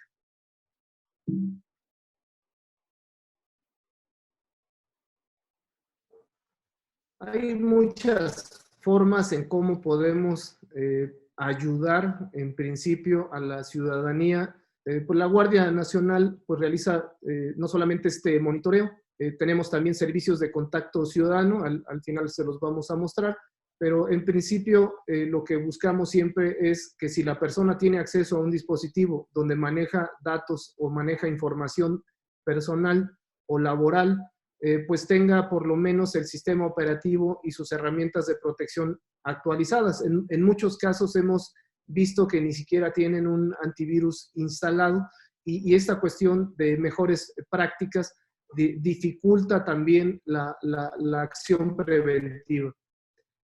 Usualmente las sesiones que se utilizan son con contraseñas muy fáciles de adivinar. Ha habido hackeos masivos por usar el 1, 2, 3, 4, 5, 6 como cuenta o contraseña por defecto, y usualmente no tenemos habilitado el doble factor de autenticación para servicios de mensajería y correos electrónicos personales. ¿Esto qué implica? Que muchos de los reportes que recibimos es porque las cuentas ya fueron hackeadas por este tipo de características. Cuando el usuario ya intenta, porque lo que hacemos en principio es darle las recomendaciones para hacer un procedimiento de recuperación, pero el delincuente pues ya logró modificar datos de la cuenta, y entonces ya no tiene ni el mismo número telefónico y ya no tiene el mismo correo. Y esto pues le permite que el procedimiento de la plataforma no se haga efectivo. La conexión a Internet es algo muy relevante, porque usualmente es el medio compartido que, si esta no tiene una protección al más alto nivel, pues son contraseñas bastante fáciles de adivinar, porque usualmente está en el propio dispositivo. Si usamos conexiones remotas, por ejemplo, no hay que hacerlo de manera directa, podemos utilizar conexiones seguras y cifradas, pues para evitar que en la conexión exista una intercepción o una interceptación de la comunicación y logren obtener datos de la misma. Entre ellos, pues los datos de usuario, contraseña, para acceder a nuestras aplicaciones y sistemas. Otra cuestión importante es que la seguridad de la información se maneje también con el cifrado de información sensible y cuestiones que nos permitan que si alguien llega a tener acceso, pues por lo menos no pueda leerla o verificar su contenido. Esto se puede aplicar de distintas formas. En algunos casos ni siquiera hay que invertir en algún tipo de herramienta, y hay que evitar sobre todo pues tener las contraseñas que son para seguridad, tenerlas en post-its, tenerlas en formas que son bastante fácil de acceso para otros, porque con esto en principio evitamos que nosotros como personas y como usuarios de la tecnología como ya lo dijo también la maestra Ivonne, pues todos tenemos acceso de algún modo u otro a través de un teléfono, a través de una computadora, en cualquier parte, donde pues evidentemente estamos expuestos a este tipo de situaciones. Hay otras formas prácticas que se pueden hacer para poder tener una navegación segura. Esto es cuando utilizamos cualquier navegador en Internet. Usualmente la seguridad del navegador está con una configuración por defecto, que está usualmente a nivel medio. Este se puede ampliar para que esté entre medio alto y alto, para que nos pueda identificar sitios de confianza. Una cuestión muy importante es que usualmente en la navegación, cuando hacemos una consulta, nos aparecen millones de sitios y muchos de estos incluso están siendo pues pagados por la ciberdelincuencia para que nos aparezcan entre los primeros resultados de búsqueda, lo cual nos puede llevar a sitios de phishing donde nos hacen creer que es un sitio oficial cuando en realidad pues no lo es, ¿no? Hay que desconfiar mucho a veces de este tipo de resultados, porque cuando ya nos empiezan a pedir documentos o información propia de nosotros o de nuestra organización o nuestra institución educativa, o incluso nos piden ya que apliquemos algún tipo de pago, pues tenemos aquí una situación donde ya estamos exponiendo nuestra información y estamos cediendo ante la delincuencia para una posible extorsión o incluso un mal uso de ese tipo de información. Algo que hemos descubierto es que cuando el delincuente cibernético ya tiene información, en realidad puede generar una acción en nuestra contra y presionarnos para hacer lo que nos pide. Hay una cuestión muy importante cuando a veces no tenemos éxito en la conexión en casa o tenemos algún tipo de situación, recurrimos a utilizar los Wi-Fi o los accesos de conexión que son públicos o a través de servicios compartidos. Muchas de estas redes pues están evidentemente expuestas. Hay que evitar que nos puedan o puedan generar algún tipo de acción intrusiva a nuestros dispositivos. A veces no desconfiamos por la premura, pero lo cierto es que hay que estar muy, muy atentos a este tipo de servicios. Bueno, el CERT-MX de la Guardia Nacional es un centro que pues, se encarga justamente de identificar y monitorear cualquier tipo de amenaza que pudiera perjudicar a nuestra infraestructura tecnológica como país, y pues también a la ciudadanía, porque muchos de estos males pues empiezan desde casa y terminan con la efectividad en instituciones que sí pudieran tener algún tipo de impacto en el país. El centro pues ya lleva operando desde el año 2010 aproximadamente. Esto quiere decir que ya prácticamente cumplió sus 10 años en operación. Y a través del centro es como logramos hacer un trabajo de alertamiento, no solamente para las instituciones públicas y privadas, sino también para la ciudadanía.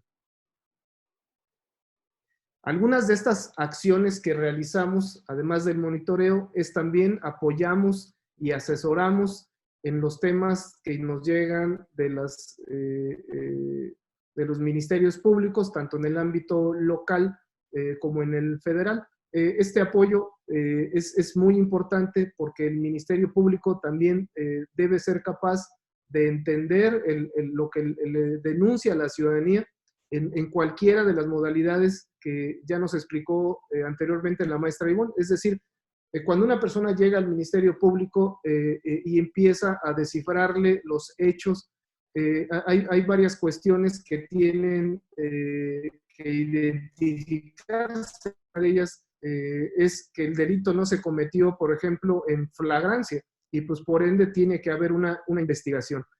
Cuando se dan los casos en flagrancia, puede ser quizás más fácil tener un procedimiento incluso policial.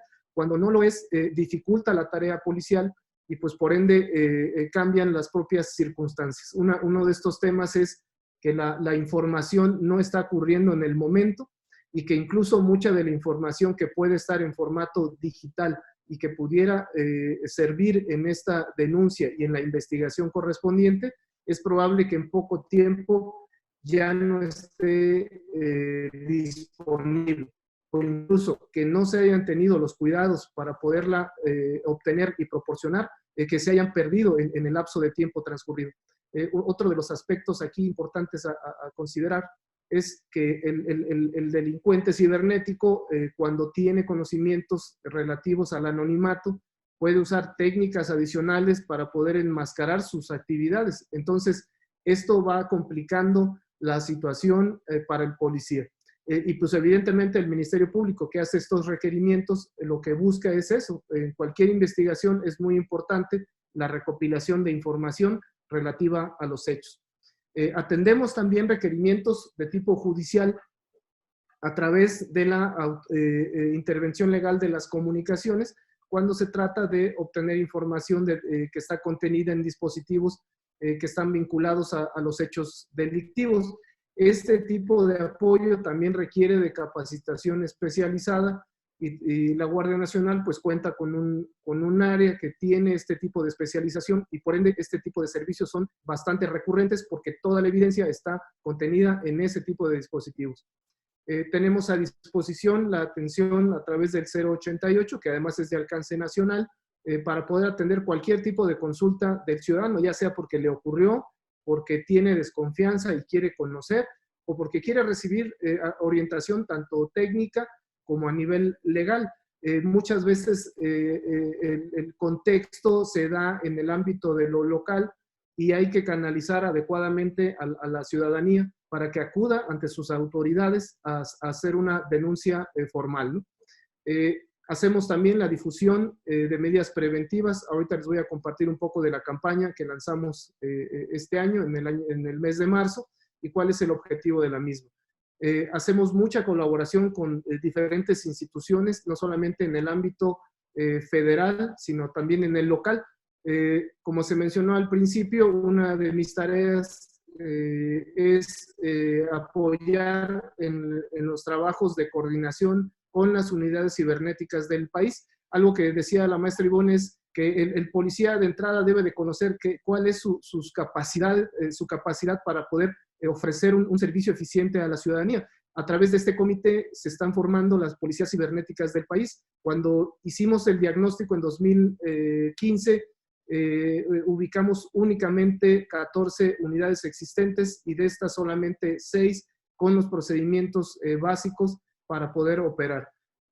A la fecha, pues prácticamente ya cada entidad federativa cuenta al menos con una unidad y se está buscando que a través de este comité se puedan ir fortaleciendo sus actividades, no solamente a nivel preventivo, sino también de investigación e incluso de monitoreo de la red pública de Internet. Hacemos muchísima colaboración también a nivel internacional. Internet pues no tiene una jurisdicción propia, está presente en todo el mundo y la colaboración es clave. Pero además no solo es a nivel institucional, sino también con el sector privado, porque muchas de las empresas, como las plataformas de redes sociales, pues en realidad son empresas privadas que trabajan pues para un servicio que está en el ámbito privado. Obviamente mucha de la información que se puede obtener y que se debe de procesar está en manos de estas plataformas y existen procedimientos a los que hay que recurrir, no solamente para la preservación de esta evidencia, sino también para que se puedan obtener datos de conexiones y todo para que nos puedan o nos permita en la investigación pues dar con los responsables. La tarea, si se habrán dado cuenta, pues no es una tarea fácil, porque en el Internet, pues no es que sea una jurisdicción de México, ya se sabe que la víctima pues puede estar en nuestro país, pero el victimario puede estar en otro país, pueden existir mecanismos de coordinación con ese país o puede que no existan, y hay que estar constantemente recurriendo a todo este tipo de autoridades a través de medios oficiales, y pues todo es un conjunto de procedimientos que hay que aplicar cuando se trata de que la Guardia Nacional tenga que actuar. Pero deben de estar seguros que la Guardia Nacional es una entidad que todo lo que tiene a su disposición lo va a agotar en cualquier caso. La principal tarea que buscamos es la concientización.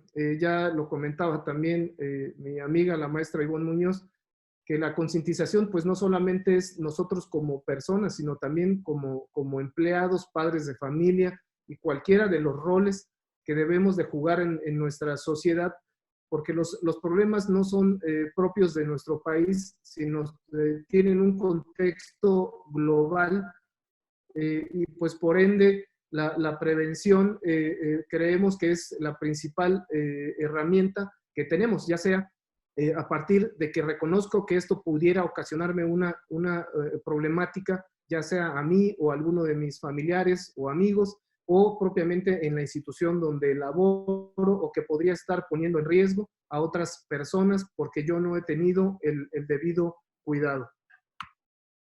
Básicamente, entonces, la campaña busca concientizar, pues, a través de pláticas, conferencias, incluso participar en este tipo de eventos, ahora, pues, por la contingencia, de manera virtual, y llegar a la mayor cantidad de gente posible, porque hay que entender primero que el Internet no es un problema hasta que alguien lo quiere convertir en esto, ¿no? Entonces, la mayor parte de nosotros tenemos una convivencia habitual, pero hay algunos que están tratando de aprovechar algunas circunstancias para poder obtener beneficios. Es muy importante que no solamente tomemos las medidas precautorias, sino que además se promueva la propia denuncia ante las autoridades. Como ya lo decía también la maestra Ivonne, pues hay ámbitos de lo local porque están tipificadas las conductas en ciertos códigos, pero también existen otras leyes alternativas que se tienen que revisar. Pero lo importante es que no todos los delitos se persiguen de manera oficiosa, donde la autoridad pues tiene la obligación de ir a presentarlo, sino hay muchos casos que pues corresponde al denunciante presentar su información y sus hechos ante el Ministerio Público, ya sea de lo local o de lo federal, según corresponde. Lo que estamos buscando proteger a través de la campaña es, en principio, proteger los aspectos relativos a la ciberseguridad en el ámbito ciudadano, en el contexto propio de las niñas, los niños y los adolescentes, la cuestión del patrimonio, que tiene que ver con los aspectos financieros. Lo que se procura también es que exista y se dé una comunidad donde exista el civismo digital basado en la responsabilidad, el respeto, la honestidad. Cuando existe contenido nocivo, es porque la gente que lo está compartiendo no lo hace de manera responsable, o lo hace de manera irresponsable y no sabe que existen muchas personas que son menores de edad que pudieran estar siendo perjudicadas por tener acceso a ese contenido, ¿no? Y también los aspectos que tienen que ver con la cuestión de género y de violencia contra las mujeres. Muchos de estos ejes se tienen que manejar en diferentes públicos. Nosotros, a través de la campaña en la Guardia Nacional, lo que esperamos siempre es que si hay alguna institución que desee algún tipo de participación o recomendaciones o medidas o procedimientos para la denuncia, o simplemente qué hacer antes o durante y después de algún tipo de que ya esté conocido o establecido en alguno de los códigos o leyes, nosotros ofrecemos esa orientación. Son muchas las leyes, pero también el grupo de expertos de Guardia Nacional se forma constantemente en distintas disciplinas e incluso sobre los aspectos legales. Tenemos obviamente un cuerpo de abogados que analiza cada uno de los casos que requieren complejidad, porque a veces hay concurso de delitos. ¿Esto qué quiere decir? Que hay diferentes conductas que se manifiestan en los mismos hechos que se denuncian. Entonces, ponemos a disposición de la ciudadanía al personal especializado que está en la Guardia Nacional para poder atender cualquier tipo de reporte. ¿Cómo hacemos esta campaña? Pues utilizamos todos los recursos que están a nuestro alcance, ya sea de manera virtual o de manera presencial. Debido a la contingencia, pues ahorita la parte presencial va a tener que esperar un poco más. Pero en lo que tiene que ver con la parte virtual, pues en el caso como hoy, pues tenemos una transmisión en línea, difundimos también infografías a través de las redes sociales institucionales, ponemos a disposición también un curso básico que está en línea, que pues habla sobre las modalidades más conocidas que afectan a la ciudadanía. También hacemos videoconferencias, y tratamos de participar cuando así es posible, pues en medios de comunicación masiva y en medios digitales. Hay varios aspectos. Estos son los medios de contacto ciudadano que ofrecemos. El primero creo que es el más recurrente, que es el de vía telefónica, que es el 088. Y también pues los invitamos a que nos puedan seguir a través de Facebook, Twitter e Instagram. Aquí están las cuentas presentes. Hubo muchas cosas, tomé solamente nota de algunas, pero hay aspectos que me gustaría compartir, porque en muchas de las cuestiones que mencionó la maestra Ivonne somos coincidentes. Creo que eso fortalece la colaboración, porque en realidad las mismas necesidades que hemos estado identificando son las mismas que ella también ha planteado. Lo cierto es que la seguridad pública nos compete a todos en distintos ámbitos. Proteger nuestra información es lo que nos corresponde a nosotros como ciudadanos. Evitemos prácticas que puedan ser o comprometer nuestra seguridad en el ciberespacio. Obviamente nosotros ponemos todo el empeño en todo momento en la colaboración que hacemos, no solamente con el Ministerio Público, sino también en la orientación ciudadana.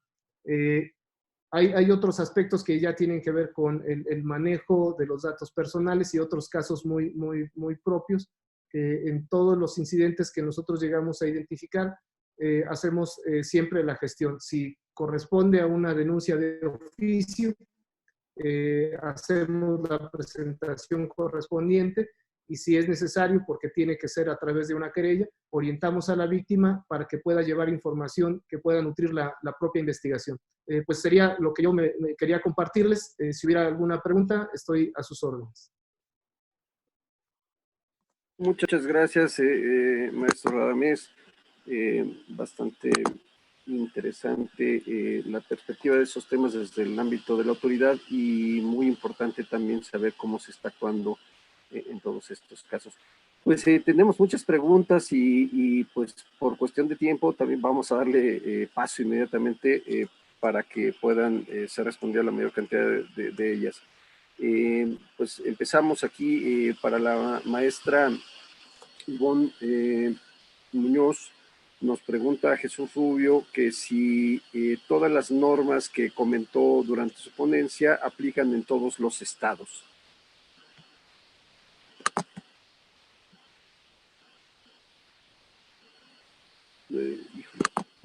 No ¿Ahí me escuchan? Ya te escuchamos. Ya, sí. Muchas gracias.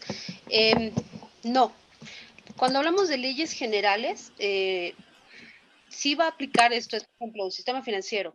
Si vas a utilizar la ley de instituciones de crédito, sí aplica para todos los estados, porque estás hablando de una ley general que está, perdón, de una ley especial que está encima de una ley general. No importa en dónde esté la institución financiera, va a poder utilizar la ley de instituciones de crédito.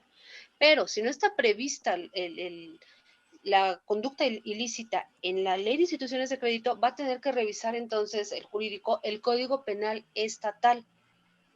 ¿Vale? Ya si ahí no está, tendría que revisar el Código Penal Federal. Ahora, lo que les decía, el Código Penal de Aguascalientes prevé robo de Wi-Fi, pues solo aplica en Aguascalientes, no aplica en ninguna otra entidad. De acuerdo. Bien. Para el maestro Radamés Edgar Marván, ¿qué sucede o cómo se procede cuando los delitos cibernéticos son ejecutados desde una ubicación fuera de México? Bueno, en principio se requiere, dependiendo del tipo de conducta, que exista la denuncia para que se pueda aperturar una carpeta de investigación y entonces exista ya o se habilite el procedimiento.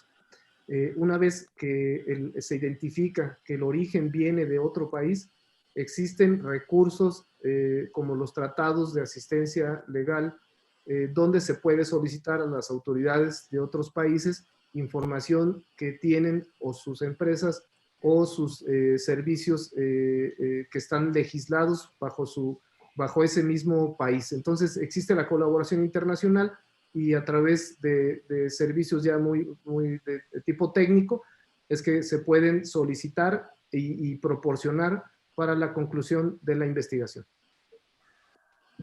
Muchas gracias.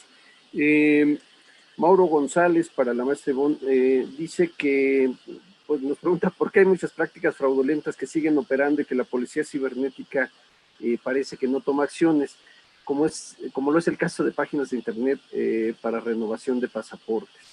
Yo aquí voy a retomar justo un comentario que hacía el maestro Radamés. No todos los delitos los debe perseguir la policía solo porque se entera. Hay delitos que siguen de oficio y hay delitos a petición de parte, ¿vale? Los de oficio es, policía, tienes la autoridad directa para, sin que el afectado inicie un procedimiento, actuar, ¿correcto, Radamés? Sin embargo, los que son a petición de parte como fraude, esto es, el afectado tiene que iniciar la acción jurídica, la acción legal, perdón, para que entonces a través de una orden ministerial se le dé parte a la policía cibernética y entonces es cuando actúe. En mi experiencia, pocas empresas inician acciones legales en tema de fraude. Su mayor preocupación es que me lo cubre el seguro, recuperar y punto. Entonces, eso genera entonces un índice extraño, ¿no? Porque pareciera entonces que la policía no actúa, no, obvio, no va a actuar si no le tocas la puerta. Y de manera complementaria, Fernando, Ivonne, ahí quisiera comentar que la Guardia Nacional, todos los reportes que se identifican en este contexto muy particular, tenemos una colaboración con la Secretaría de Relaciones Exteriores, donde todos los sitios que se van identificando nos notifican, hacemos la gestión para que este sitio ya no esté disponible en línea. Lo cierto es que efectivamente si hubiera algún afectado por algún tipo de esos servicios, sí es importante que el afectado vaya y presente una denuncia para que entonces nos habilite en el procedimiento de investigación darle la información del responsable al Ministerio Público. De acuerdo. Tenemos aquí una más para el maestro Radamés. Dice, ¿cómo se debe proceder cuando un alumno recibe al correo institucional amenazas? La pregunta es de Angélica Gómez. Dice, ya que existe poca información y no hay mucha difusión de este tema al alcance. Bueno, en principio existe una primera autoridad que debe de manejar las circunstancias de esa amenaza. Es decir, quién es la persona que lo está amenazando, si se encuentra dentro del mismo contexto escolar o incluso si es ajeno al contexto escolar, entonces pues puede reportarlo al Ministerio Público local, porque si fue a través, por ejemplo, de un número de teléfono, de un perfil, esa información se puede proporcionar para que se pueda incluir dentro de los elementos que deba investigar la autoridad competente. Y pues si es en el ámbito local, a veces es necesario obtener información de redes sociales y se hace la colaboración con las propias entidades federativas. De acuerdo. Yo agregaría que hay muchos códigos penales estatales que prevén amenazas a través de medios electrónicos. Entonces ahí tienes toda la herramienta para poder actuar. Excelente. Radamés nos pregunta cuál es la línea de investigación que se está realizando en la actualidad con los bancos en el robo de información de los clientes utilizando las bases de datos de las líneas telefónicas de cualquier compañía, en mi caso Telcel.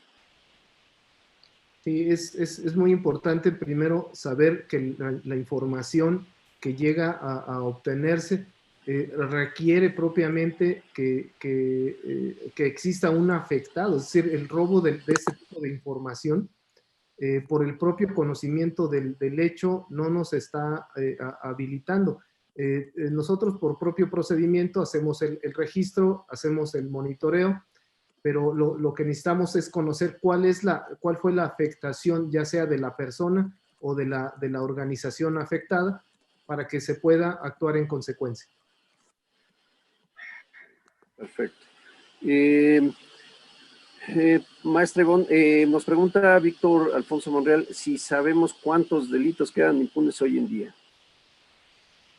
Hay que hablar, este es un tema que Radamés y yo conocemos muy bien, ¿no? El tema de cómo se hace la integración de las bases de datos en el Centro Nacional de Información, trabajamos él y yo juntos ahí, y en su momento, de hecho a la fecha, los parámetros con los cuales se considera la categorización de los delitos no prevén nada de delitos informáticos. O sea, podrías hablar de fraude, pero entra dentro de un paquete de delitos financieros, si no mal recuerdo, ¿no, Radamés?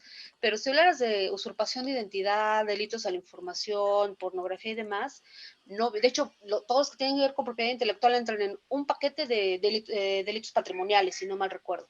Entonces, obtener una cifra detallada de delitos, de ciberdelitos en forma específica, es imposible si utilizáramos las bases de datos del Centro Nacional de Información. Se requiere, yo siempre he propuesto eso, se requiere hacer un catálogo nuevo, actualizado, considerando las nuevas conductas que nos permita generar una cifra negra real para estos temas de ciberdelito, lo cual pues nos podría decir cuántos quedan impunes, cuántos realmente son denunciados, cuántos quedan resueltos, pero hoy no tenemos materia para poder dar una cifra real. No sé si tú tengas alguna otra fuente, Radamés. No, de hecho es correcto lo que mencionas.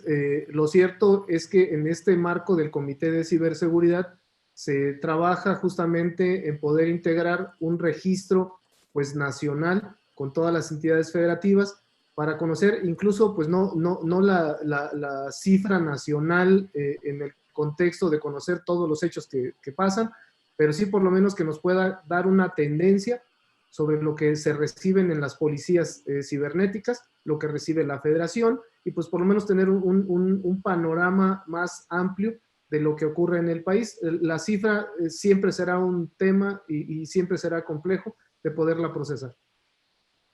Muy bien. Hugo González nos hace un comentario que también existen 100 open source para utilizarlos en las organizaciones. Para la maestra Ivonne nos pregunta Yesenia Carrera, ¿qué sucede con la vulneración de datos personales en una institución educativa como la UNAM? Hola, Yesenia. Primero, tienes que considerar que la UNAM en este caso está sujeta a la Ley General de Protección de Datos Personales de Sujetos Obligados, no a la federal, sino a la Ley General, que es para el sector público. De acuerdo a la Ley General, cuando tú tienes una vulneración, aquí está padrísimo. Tienes que informarle al INAI que tuviste esa vulneración. Tienes que levantar todo el expediente del incidente, tienes que avisarle al titular y obviamente el responsable de esa vulneración va a sufrir no una sanción, vamos, no va a ir a la cárcel, pero va a sufrir una sanción administrativa e incluso pecuniaria. Aquí lo interesante es que la ley general establece una excepción a la regla en tema de servidores públicos. Si hay una sanción económica, la tiene que pagar el servidor público, no se paga con dinero del erario público. Entonces, para todos los que administran bases de datos personales en las universidades o en cualquier otro ente gubernamental sujeto a la ley general, mucho ojo ahí, porque si no cumplen con esta ley general, la multa la pagan ustedes, no la dependencia de gobierno. Excelente. También para la maestra Ivonne, Claudio Flores nos pregunta, nos hace una pregunta en redes sociales, ¿en qué ley encuentra la regulación del grooming? De drones. De no grooming. Hay, de grooming. Está en el Sí, Código Penal Federal, es una reforma del 2018. De hecho, le pusieron algo así como delitos contra la privacidad y difusión de imágenes. Tiene un nombre rarísimo que le pusieron incluso al capítulo. Gracias. Esta pregunta va para los dos. ¿Qué sugieren para que las universidades tomen en cuenta la formación de especialistas en ciberseguridad y cubrir la alta demanda? Dice, en Guadalajara, el llamado Silicon Valley de México, es lamentable la falta de interés. Eso nos hacen esta pregunta de Rob. Yo creo que urge, ¿no? Hacer una reunión, no sé si a través de ANUYES, de FIMPES, de estas asociaciones que agrupan a todas las instituciones de educación superior, hacer una revisión urgente de los planes de estudio, tanto para los que se dedican a TI como para los que se dedican al área legal, y ver que hay que actualizarles, ¿no? O actualizar el contenido de las materias, como el ejemplo que les decía de esta chica de Derecho Mercantil. Y habla de comercio electrónico el programa, no, pues hay que ponerlo, hay que hablar de e-commerce, porque ya existe regulado, ¿no? Desde hace 20 años. O involucrar como forma obligatoria una materia de derecho informático o legislación informática, como algunas otras instituciones ya la tienen. Por ejemplo, yo en el TEC de Monterrey llevo 20 años dando la clase de legislación informática para los que estudian TI, y esa materia no la tienen los de legal. Entonces, es importante hacer un frente, yo así lo vería, que aborde esta necesidad de actualización de los programas de estudio, porque sí, hay una alta demanda en especialistas en ciberseguridad, no solamente en la parte tecnológica, sino también para la parte legal. Tú, Radamés, no sé, ¿qué podrías agregar? ¿Qué sugiere? Nosotros en la Guardia Nacional también hacemos colaboración con la Asociación Nacional de Universidades e Instituciones de Educación Superior, o sea, la ANUYES. Y lo cierto es que ya hay un ejercicio realizado de cuántas universidades prestan este tipo de formación profesional, tanto a nivel bachillerato como a nivel superior y también de posgrado. Entonces, existe ya un esfuerzo, lo tienen ya en la mira, y entiendo que van a trabajar en impulsar más este tipo de labor, porque son una necesidad no solamente en el ámbito industrial o de comercio, sino también para las propias instituciones pues policiales y de procuración e impartición de justicia, porque en realidad en el sistema de justicia pues trabajamos todos y el entendimiento debe de ser igualmente generalizado. Lo que mencionaba durante su intervención la maestra Ivonne, pues es que se requiere una fiscalía, pero el principio pues es capacitar y formar a los elementos que estarían integrando este tipo de unidades especializadas. Muy bien. Leslie Álvarez nos comenta que pues también otra forma de protección es la contratación de un seguro de ciberprotección de datos. Dice que hay proveedores que pueden apoyar cuando hay una vulnerabilidad de seguridad de cibernética, perdón. Para la maestra Ivonne nos pregunta Regina Infante, ¿el delito puede presentarse independientemente del medio usado para cometerlo? ¿Cuál es la forma correcta de referirlo? ¿Delito electrónico, delito informático, ciberdelito o delito digital? Voy a hacer la observación de cuando alguien llega tarde a la clase. Eso lo dije al inicio de la plática, ¿no? La forma correcta de hacer referencia es un ciberdelito, porque es justo esa interacción que tiene una persona con el uso de la tecnología. Cuando hablas de un delito informático es porque estás hablando específicamente de una afectación a la información, y no siempre un ciberdelito es afectación a la información. Entonces, lo más adecuado es ciberdelito. Correcto. Para el maestro Radamés nos pregunta la maestra Elizabeth Velázquez, para la denuncia de este tipo de delitos cibernéticos, ¿no pudiera ser distinto a lo tradicional para agilizar? A lo mejor ahí me perdí. ¿Sobre cuál delito? Sobre el procedimiento para la denuncia de los delitos cibernéticos. Muy bien, pues yo creo que hay experiencias buenas. El tener un Ministerio Público virtual puede quizás ayudar a agilizar, pero pues entiendo que esto no está habilitado en todas las entidades federativas, pero es un tema que en principio tendría que ayudar a resolver pues cada una de las entidades federativas en habilitar más mecanismos para la ciudadanía. Muy bien, pues también nos piden que si pueden comentar la forma en que participa el perito en la recolección de hallazgos en una escena de cibercrimen, ¿no? Es tema para plática de horas, ¿no?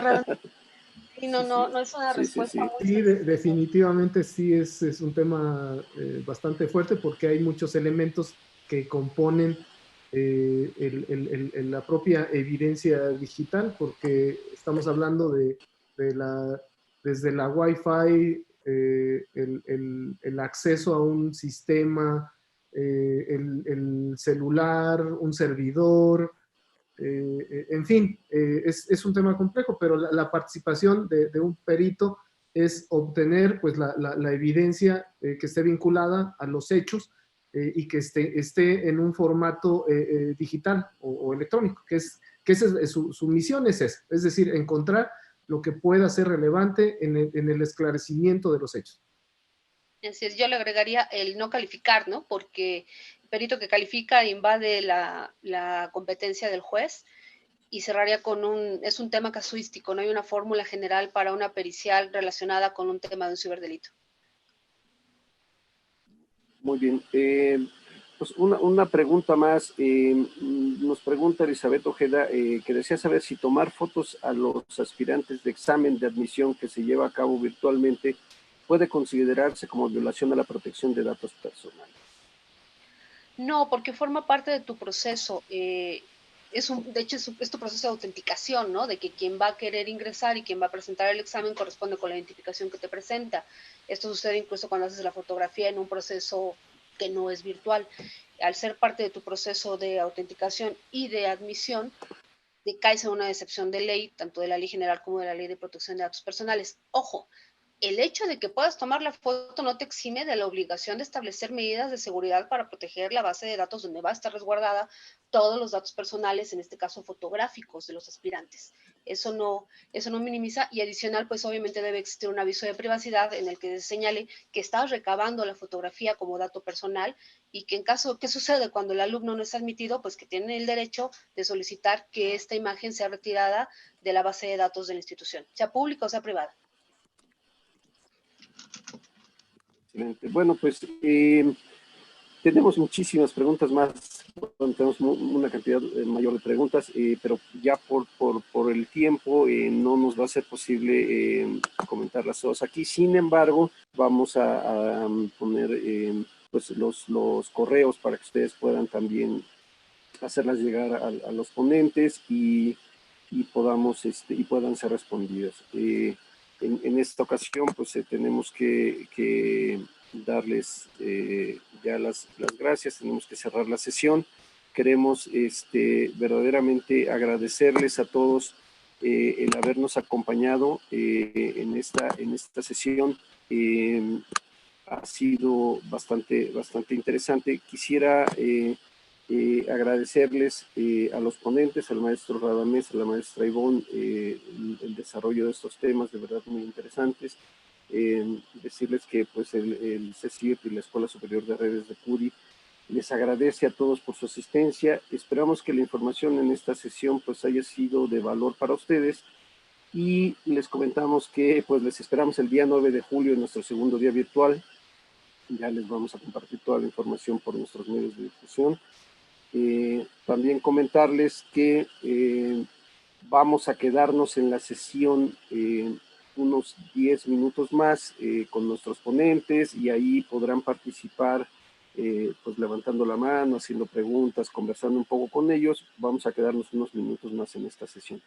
Por el momento, muchísimas gracias nuevamente y les deseamos a todos una muy buena tarde. Muchas gracias. Muchas gracias.